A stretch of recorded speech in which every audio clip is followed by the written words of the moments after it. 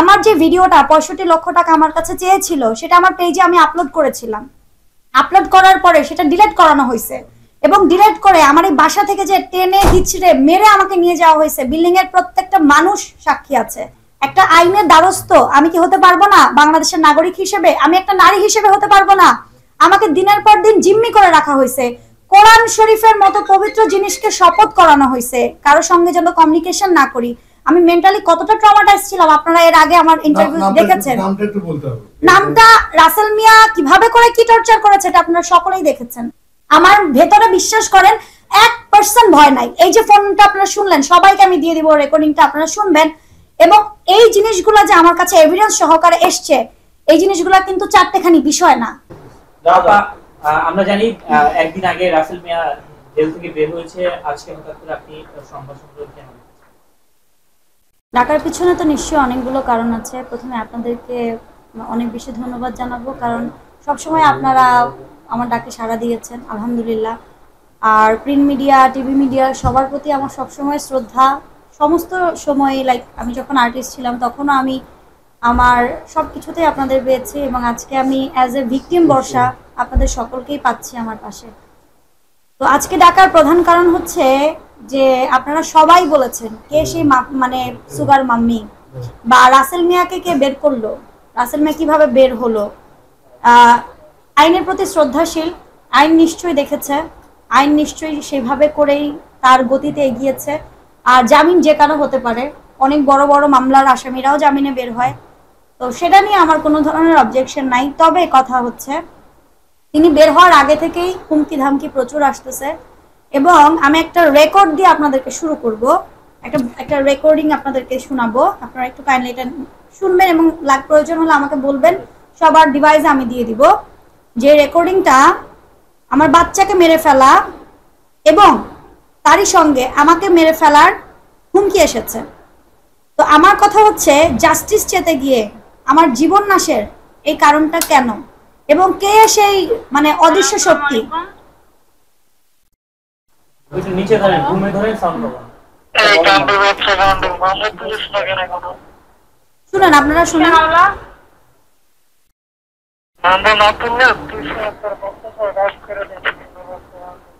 Hello, কে আপনি? Hello, মামলা তো নাম্বার না তুললে তোরে গায়েব করে দেন। কে আপনি? হ্যালো, যেটা বলছি এটা করতে তাড়াতাড়ি। কে আপনি?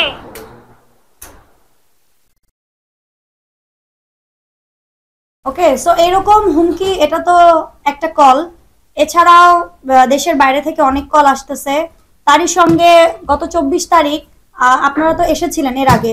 গত 24 তারিখে দুজন মানে আমি চিনি না, তার যেহেতু এখন মা বোন বেরিয়েছে, হয়তো তার বোন জামাই হতে পারে, এসে আমাকে হচ্ছে গিয়ে ছায়াবিধির ওই যে মোড়টাতে আমি রিক্সা করে আদালতে যাচ্ছিলাম, তখন এসে বলল যে মামলাটা তুলে না নিলে আমার অনেক বড় ক্ষতি হবে। তো এই যে মামলা, একটা আইনি প্রক্রিয়াতে যাচ্ছি, এখানে আমার জীবন নাশের কেন হুমকি আসবে এটা তো আমার জানা নেই। কারণ আমি তো কোনো মিথ্যে কোনো কিছু না, সবার কাছে সমস্ত প্রমাণ আছে। এখন আসেন যে প্রমাণ বলতে কি বোঝান। প্রমাণ বলতে আমার যে ভিডিওটা 65 লক্ষ টাকা আমার কাছে চেয়েছিল সেটা আমার পেজে আমি আপলোড করেছিলাম। আপলোড করার পরে সেটা ডিলিট করানো হয়েছে এবং ডিলিট করে আমার এই বাসা থেকে যে টেনে হিচড়ে মেরে আমাকে নিয়ে যাওয়া হয়েছে, বিল্ডিং এর প্রত্যেকটা মানুষ সাক্ষী আছে, যেটা ইনভেস্টিগেট অফিসার নিয়ে গেছে এবং মামলাটা নিয়েছে। মামলাটা এখন কি প্রক্রিয়াধীন আছে। তাহলে প্রক্রিয়াধীন থাকার পরে আমার জীবন, এখন আমার বাচ্চাদেরকেও মেরে ফেলার হুমকি, এই হুমকিটা আসলে আমি কিভাবে নিব বা এই হুমকিটা কেন আসবে? একটা আইনের দ্বারস্থ আমি কি হতে পারবো না? বাংলাদেশের নাগরিক হিসেবে আমি একটা নারী হিসেবে হতে পারবো না?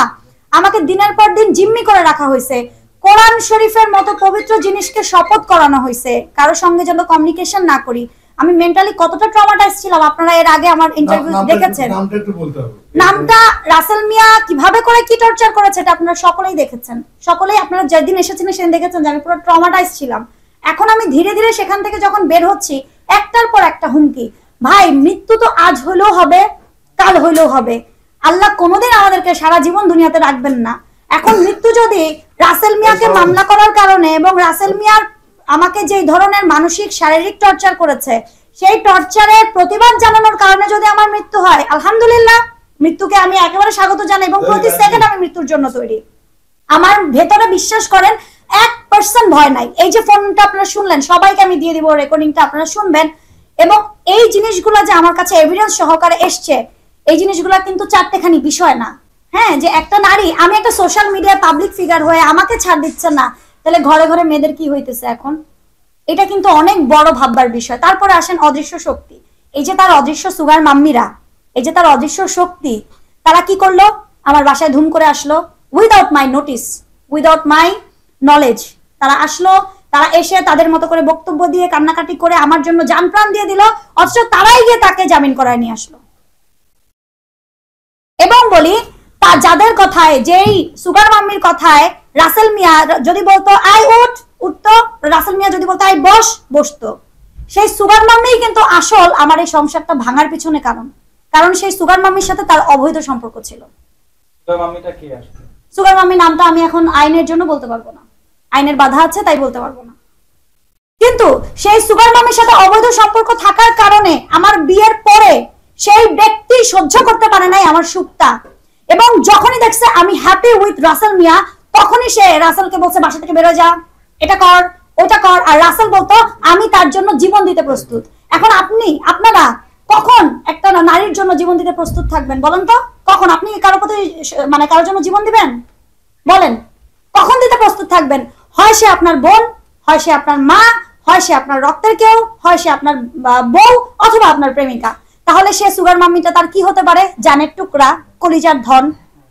তো আলটিমেট সেই সুগার মাম্মিটা যে আমার বাসায় এসে এত কিছু নাটকীয় করে গেল, এত নাটক করে গেল, এবং সেই সুগার মাম্মি আজকে ছাড়াই নিয়ে আসলো বিকজ অফ গতকালকে নাকি একটা মামলা হয়েছে দেখলাম, সবাই আমাকে পাঠাচ্ছে। তো সুগার মাম্মির মামলা হয়েছে, তাদের অপরাধের জন্য তাদের মামলা হবে, এটা তো আইন দেখবে। আমি তো আইন না, আমি ভিকটিম, তাই না? ভিকটিম আমি আইনের দ্বারস্থ হচ্ছি প্রতি মুহূর্তে, প্রতি সেকেন্ডে। তো আমি জানি না আসলে এখন কি হবে।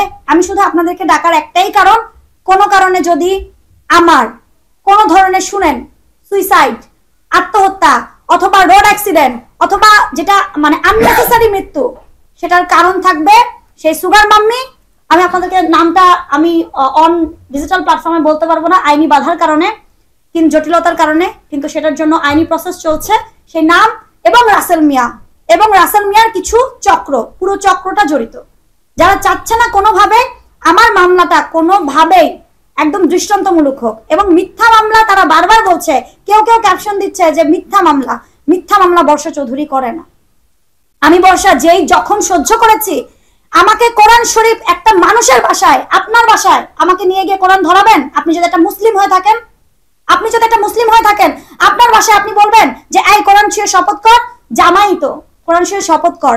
আমি বলছি সংসারটা থাকবে, আমি ওকে বোঝাবো, ও সংসার করবে, তুই শপথ কর। শপথটা করাইলো, আপনারা কখনো করবেন এই কাজ? ইসলামকে অবমাননা করবেন? তাহলে কেন করলো?